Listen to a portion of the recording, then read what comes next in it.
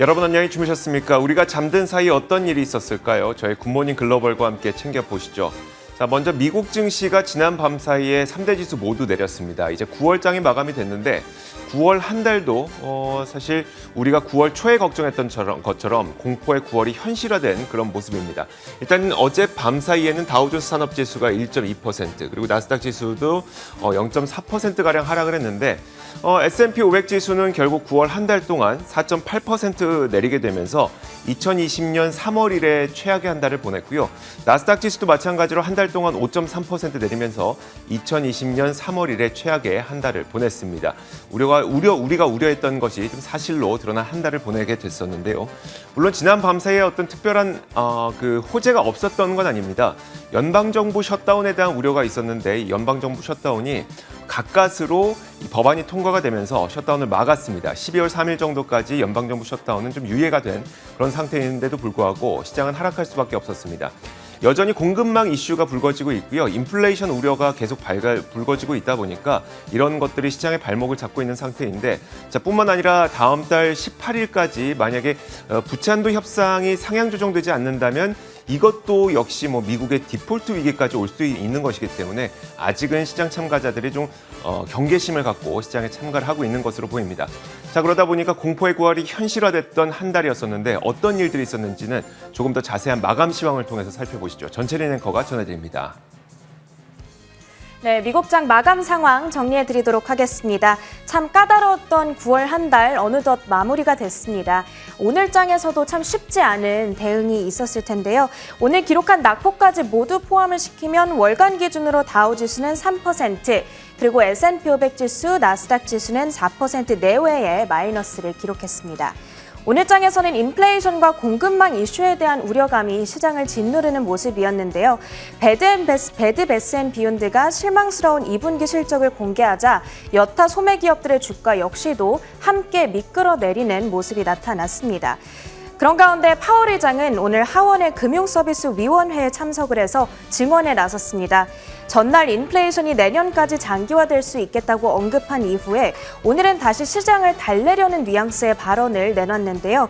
지금의 높은 인플레이션은 어느 정도 완화가 될 거다. 내년 초까지는 어느 정도 누그러들 것으로 기대를 한다라는 발언을 내놨습니다. 한편 최근 증시에 큰 부담 요인으로 작용했던 셧다운 리스크는 해소가 됐습니다. 셧다운이 기존에 내일로 예정이 되어 있었는데 바로 전날인 오늘 오후 상하원이 모두 임시 예산안을 통과시켰습니다. 이 소식은 잠시 후 애프터마켓에서 더욱더 자세하게 다뤄드리도록 하겠습니다. 마지막으로 한 가지 재료가 더 있었는데요. 바로 한 가지 경제 지표입니다. 매주 금요일 저희가 전해드리고 있는 미국의 주간 실업보험 청구자 수인데요. 또다시 증가세를 기록했습니다. 전주보다 11,000명 증가하면서 전문가 예상치를 웃도는 수준으로 발표됐습니다. 9월 들어서만 이 지표가 3주 연속으로 증가하고 있기 때문에 고용시장 회복세에 대한 우려감 역시도 키우고 있습니다. 다음으로는 오늘장 섹터와 종목별 흐름들도 정리해드리도록 하겠습니다. 오늘은 S&P 500 지수의 11개 섹터 가운데 10개 섹터가 하락으로 거래를 마쳤습니다. 소비재는 임의 소비재고 자유소비재고 할 것 없이 모두 1% 이상의 마이너스권에서 거래를 마쳤고요. 최근 꾸준히 오르던 에너지 역시도 오늘은 0.7%가량 밀려난 채 거래를 마쳤습니다. 유일하게 넷플릭스의 상승세에 힘입어서 커뮤니케이션 섹터만이 소폭 상승을 기록하는 듯 했으나 결국에는 하락으로 전환한 채 거래를 마쳤습니다. 종목별로는 앞서 언급했듯이 오늘 장에서 소매 기업들이 굉장히 약했습니다. 다우 구성 종목 가운데에는 월그린스 부츠 얼라이언스 그리고 홈디포가 2% 이상 빠지면서 지수에 압력을 가했습니다. 그 밖에 특징주들도 확인해 보도록 하겠습니다. 첫 번째로는 콜스 코퍼레이션을 가지고 왔는데요. 이 BOA에서 투자 의견을 2단계나 하향 조정하면서 목표 주가도 기존의 75달러에서 48달러 수준으로 내려잡았습니다. 그러면서 오늘 장에서의 주가는 10% 이상 급락으로 거래를 마쳤고요. 또 중고차 판매업체인 카맥스도 있습니다. 오늘 실망스러운 분기 실적을 공개하면서 11%가량 미끄러지는 모습이었습니다. 또 엔비디아와 일렉트로닉 아츠 기술주 내에서는 함께 살펴보고자 하는데요. 엔비디아의 클라우드 게이밍 서비스에 앞으로 일렉트로닉 아츠의 제작 게임이 추가로 업데이트된다라는 소식이 전해졌습니다. 그러면서 두 종목 모두 상승을 기록한 채 거래를 마쳤습니다. 마지막으로는 전기차 스타트업인 로즈타운의 주가까지 확인해 보겠습니다. 오하이오 공장이 조만간 아이폰 제조업체인 포스콘에 매각된다라는 소식이 들려왔습니다. 그러면서 종가 기준으로는 8%가량 상승한 채 거래를 마쳤고요. 장중한 때에는 21%까지 고점을 키워나가기도 했습니다. 마지막으로는 상품 선물 시장 흐름까지 정리해 드리도록 하겠습니다. 오늘은 금 가격부터 확인해 보려고 하는데요. 달러화가 달러 인덱스 기준으로 11개월 만에 최고치로 솟아올랐습니다. 계속되고 있는 달러화 강세에 금 가격은 하락하고 있는 흐름인데 6개월 만에 최저치 수준으로 오늘은 떨어졌습니다. 이 달러화가 오르면 달러의 가치가 오르면 금을 보유한 데 따른 기회비용이 늘어나기 때문에 상대적인 투자 매력도가 떨어질 수밖에 없기 때문에 금 가격이 계속해서 이 하락세를 이어가고 있습니다. 국제 유가의 경우에는 오늘 여러 가지 하락 요인들이 있었음에도 불구하고 오늘장에서만큼은 견조하게 움직여줬습니다. 현재는 배럴당 75달러 수준 가리키고 있습니다. 미국장 마감 상황 정리해드렸습니다.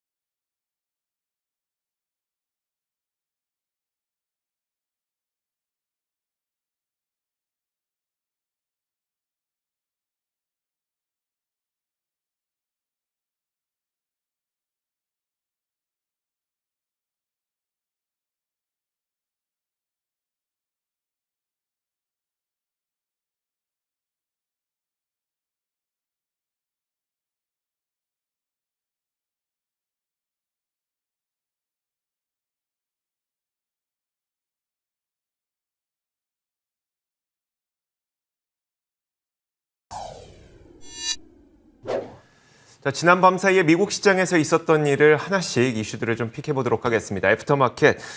저희가 매주 금요일마다 애프터마켓은 지난 밤 사이에 가장 뜨거웠던 이슈들을 저희가 앵커의 픽으로 골라보고 있습니다. 자, 오늘도 저희 전채린 앵커와 함께 할게요. 어서 오세요. 안녕하세요. 네.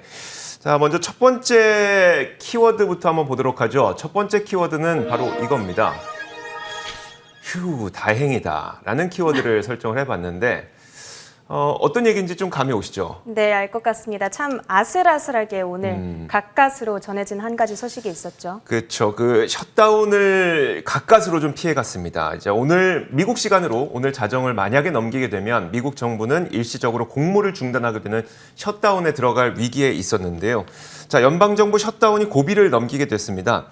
미국 시간으로 오늘 자정이 지날 때까지 예산안 통과가 안 됐을 경우에 이 연방정부의 기능이 일시적으로 멈추게 됐는데 상원에서는 이 셧다운을 막기 위해서 12월 3일까지 정부를 운영할 수 있는 임시 예산안을 오늘 오전에, 그러니까 미국 시간으로 오늘 오전에 통과를 시켰고요. 그리고 이 법안을 하원에 보냈습니다. 그리고 하원도 오후 시간 들어서 이 법안을 빠르게 통과시키면서 셧다운을 결국은 막아내는 모습을 보였습니다.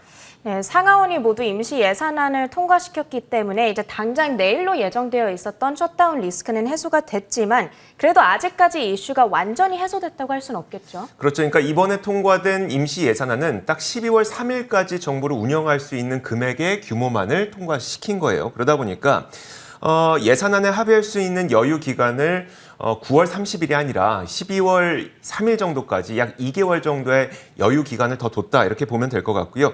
만약에 12월 3일이 지났는데도 불구하고 뭐 여러 가지 인프라 법안도 있고 뭐 이런 것들이 있죠. 이게 합의가 안 되면은 셧다운에 다시 한번 들어갈 수도 있습니다. 사실 애초에 이게 오늘은 이 연방정부 셧다운이 될 가능성을 높게 점치진 않았어요. 시장에서 전반적으로도. 왜냐하면 오늘 아침에 이미 민주당의 척슈머 상원 의원과 공화당의 미치 매코넬 상원 의원이 이 법안에 대해서 양당 간에 지지를 한다라고 이미 선언을 한 바가 있기 때문에 이 법안은 오늘 내로 통과가 될 가능성은 상당히 원래부터 높았습니다.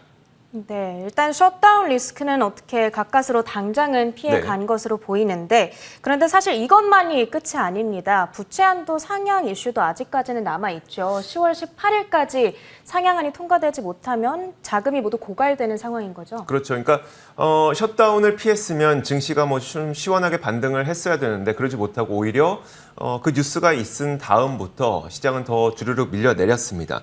아무래도 이 영향도 분명히 있었을 것으로 보여요. 셧다운을 막았다는 것은 사실 우리가 그 냉정하게 보자면 공무원들이 일을 할 수가 있게 되고 뭐 여러 가지 공무기관들 이런 곳들이 일시 폐쇄를 안 한다는 의미이기 때문에 이게 뭐 그러면 이제 재무부가 쓸 수 있는 돈의 양이 늘어나는 것이냐 셧다운을 피했다고 해서 그건 전혀 아니거든요. 자 그러다 보니까 결국 옐런 장관이 지속적으로 경고하고 있는 것과 같이 10월 18일이 되면 부채 한도 협상이 이루어지지 못할 경우 셧다운보다 더 무서운 미국의 디폴트가 발생할 가능성도 있습니다. 왜냐하면 10월 18일 정도까지가 옐런 장관이 경고한 바는 그때가 되면 재무부가 쓸 수 있는 돈을 다 쓰게 된다. 그 이후가 되면 미국채가 있죠. 미국의 채권의 이자도 쓸 수 없다, 그러니까 돌려줄 수 없다라는 이야기가 되는 것이기 때문에 디폴트가 발생하게 되는 건데요. 만약에 그렇게 된다면 사상 초유의 일이 발생을 하는 겁니다. 그래서 그런지 셧다운을 피했다는 뉴스가 있었음에도 불구하고 시장은 반등하지 못하고 계속 밀려나는 모습을 보였었거든요. 자, 근데 이제 10월 18일까지는 3주도 채 남지 않았습니다. 그러다 보니까 그 시점까지는 뭐 이제 연방정부 셧다운은 지나간 일인 거고요. 부채 한도 상향 협상 내지는 유예 이런 것에 대해서 관련된 굉장히 뭐 여러 가지 뉴스들이 많이 나올 가능성이 높습니다. 네, 알겠습니다. 다음으로는 제가 준비한 두 번째 키워드 한번 열어보시죠. 네, 소매주에도 찬바람이라는 소식으로 준비를 했습니다. 아무래도 오늘 장에서만큼은 소매 기업들이 동반으로 굉장한 약세를 기록했기 때문에 어떤 소식인지는 예상을 하실 수 있을 텐데요. 이 베드베스앤비욘드의 주가 먼저 확인을 해봐야겠습니다. 미국의 대형 욕실 용품 기업으로 잘 알려져 있는 회사인데요. 개장 전에 분기 실적을 공개했는데 이 결과가 다소 충격적이었습니다. 그러면서 개장 전에 프리마켓 거래에서만 27%가량 급락한 기도 한 정도였는데요. 이 실적 결과를 먼저 확인해 보겠습니다. EPS는 4센트를 기록하면서 컨센서스였던 52센트에 크게 못 미쳤고요. 또 분기 매출은 19억 9천만 달러를 기록하면서 역시나 예상치보다 현저하게 낮은 수준을 기록했습니다. 도대체 무엇이 이렇게까지 실적을 끌어내린 건지 그 회사 측의 설명을 들어보면 첫 번째로는 공급망 문제를 꼽았고요. 두 번째로는 쇼핑객 감소의 영향이 굉장히 컸다고 합니다. 두 번째 문제를 먼저 확인해 보면 매출이 크게 감소했던 지역으로 플로리다, 텍사스, 그리고 캘리포니아 주까지 꼽았는데 이 세 개 주의 특징을 보면 미국 내 델타 변이 확산이 굉장히 심각했던 지역과 일치하고 있습니다. 따라서 단순히 베드베스앤비욘드가 판매 전략을 잘못 세웠다라는 식으로 접근을 하기보다는 조금 더 넓게 봤을 때 GDP의 70%나 차지하고 있는 미국의 소비 지출이 이 3분기에 예상보다 조금 더 크게 흔들린 게 아니냐라는 다소 비관적인 유추로까지 이어질 수 있는 결과였습니다. 자, 그러니까 만약에 공급망의 이슈만 있다. 그러니까 쉽게 말하자면 살 사람들은 충분한데 만드는 물건이 적다 보니까 공급망 문제로 만드는 물건이 적다 보니까 실적이 안 좋았다. 여기에서 끝나면 그렇게 큰 걱정은 안 할 텐데 그렇죠. 실제로 소비자들의 소비까지도 좀 위축되는 것처럼 보인다라고 하니까 그 걱정이 더 커졌던 것 같네요. 자, 이렇게 소비가 흔들렸다는 건 다른 소매 기업들에게도 마찬가지일 거잖아요. 베드베스앤비욘드만 안 사는 것이 아니라 다른 소매 유통기업들도 소비자들이 좀 덜 산다는 얘기일 텐데 그럼 이런 관련 종목들의 주가 흐름이라든지 아니면 그와 관련된 전망은 어떨까요? 네, 일단 베드베스앤비욘드의 실적만 놓고 봤을 때에는 델타 바이러스의 확산세로 인해서 오프라인 매출이 급감한 것만큼은 확실합니다.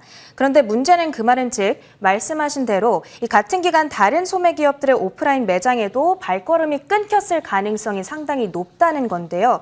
그렇기 때문에 라이벌 기업인 타겟과 월마트, 콜스 코퍼레이션 역시 실적 충격을 어느 정도 예상해봐야 될 수도 있겠다라는 말도 나오고 있습니다.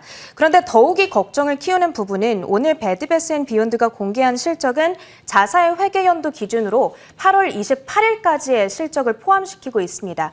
8월 말까지가 모두 포함되어 있는 분기 실적이었고 그런데 딱 백투스쿨 시즌이 겹쳐있기 때문에 더욱이 문제가 되는 겁니다. 통상적으로는 이 시기가 매출량이 미국 내에서 굉장히 급증하는 시기이고 소비량이 활성화하게 늘어나는 시기인데 그럼에도 불구하고 이렇게 충격적인 실적 결과가 나온 데 따른 실망감이 있는 거죠. 아직까지 대다수의 소매 기업들이 6월에서 7월까지의 분기 실적만을 공개했기 때문에 이후 3분기 실적 시즌에서 예상보다 실망스러운 성적표를 발표할 수도 있겠다라는 우려감이 오늘장에서 조성이 되는 모습이었고요. 그러다 보니까 소매 기업들 일제히 주가 흐름 좋지가 못했습니다. 콜스 코퍼레이션 12%의 급락세를 기록하기도 했었고요. 또 백화점 기업인 노드스트롬의 경우에는 9% 하락하기도 했었습니다. 자, 이제 3분기 실적 시즌이 10월 중순부터 이제 은행주를 시작으로 본격적인 시작을 하게 될 텐데 3분기 실적은 방금 이야기를 했던 것처럼 델타 변이 바이러스에 의한 소매 유통주들의 타격이 분명히 실적에 반영이 될 겁니다. 하지만 이제 그러면 중요해지는 것은 무엇이냐?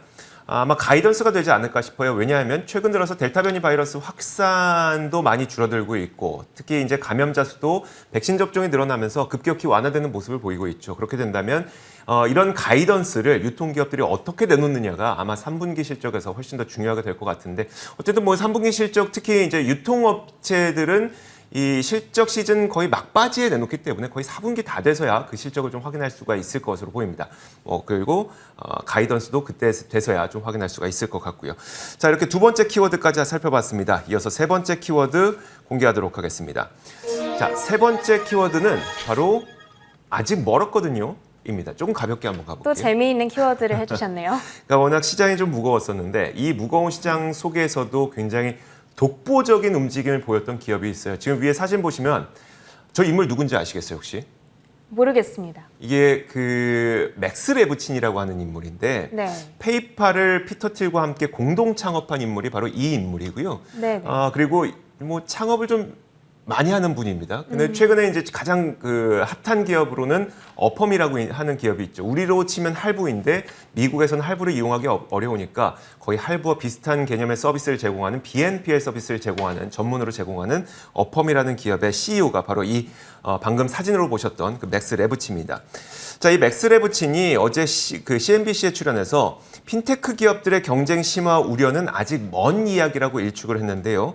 그는 BNPL은 신용카드를 대체할 만한 아이디어라면서 이것이 대세가 되어가고 있고 이건 굉장한 것이다. 이렇게 인터뷰에서 밝혔습니다. 네, 핀테크 기업들 간의 경쟁이 심화된다라는 말을 했는데 그러면 이것이 의미하는 바가 뭘까요? 어펌이라고 하는 기업은 BNPL 서비스를 전문으로 제공을 하는 기업이죠. 근데 네. BNPL은 우리가 쉽게 이해하기로는 할부라고 치면 됐는데 그럼 전체은행과의 경우에는 뭐 현대카드로 이용하는 할부와 그리고 신한카드로 이용하는 할부의 차이점을 구분할 수 있겠어요? 아니요. 그게 차이점을 구분할 수 없다는 겁니다. 결국은 네. 소비자들이 그러면 어펌의 BNPL을 이용할 것인지 아니면 스퀘어의 BNPL 아니면 페이팔의 BNPL을 이용할 것인지는 알 수가 없다는 거죠. 그러니까 결국은 핀테크 업체들이 서로 경쟁을 하면서 고객들을 데려와야 되는 이런 경쟁 심화의 숙제를 안고 있는 것 아니냐라는 말을 하고 있는 건데요. 맥스 레브친은 이렇게 설명했습니다. 미국 이커머스 가운데 BNPL은 이제 뭐 겨우 5%도 안 된다면서 어쩌면 자신이 보기에는 3%도 안 돼 보인다라고 덧붙였습니다.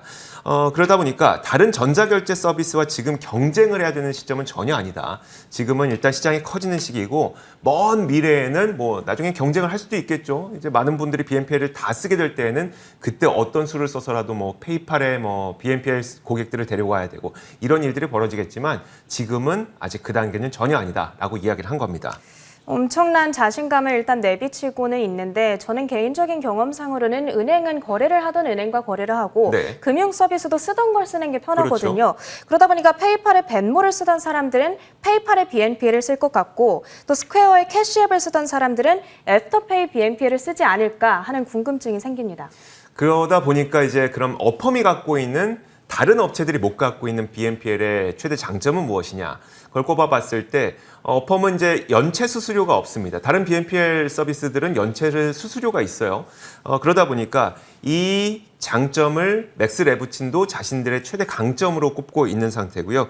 그러다 보니까 이제 그 맥스 레부친은 그 CNBC와의 인터뷰에서도 우리가 연체 수수료가 없다는 점에서 독보적이라면서 우리 고객은 그렇기 때문에 우리의 서비스를 사랑한다라고 이야기를 했습니다. 많은 소비자들이 뭐 할부로 돈을 지불할 때에는 아무 차이점을 못 느끼겠지만 만약에 지불 기한을 놓쳤을 때 연체 수수료를 내느냐 안 내느냐에 있어서는 어펌만이 거의 유일하게 수수료를 안 받는 기업이기 때문에 고객들은 어펌의 서비스, BNPL 서비스를 많이 이용할 것이라는 게 맥스 레부친의 전망인 거고요. 자, 이제 11월 초부터 미국의 추수감사절을 시작으로 대대적인 연말 쇼핑 시즌이 시작이 됩니다. 자, 이번 쇼핑 시즌에는 특히 가맹 기업들, 뭐 월마트라든지 아마존이라든지 이런 유통업체들도 기존에 사용하던 서비스보다는 BNPL 서비스를 좀 더 확대하고 있는 추세거든요. 그렇기 때문에 이번 쇼핑 시즌에는 BNPL 사용자가 상당히 많이 증가할 것으로 기대가 되고 있습니다. 그렇기 때문에 올 연말 이 BNPL 산업에 지속적인 관심을 두시는 것도 좋을 것 같습니다. 자, 이렇게 저희가 지난 밤 사이에 있었던 여러 가지 일들을 여러 가지 키워드를 꼽아서 한번 설명을 드려봤습니다. 지금까지 애프터마켓이었었고요. 전채린 앵커 도와주셨습니다. 수고하셨어요. 고맙습니다.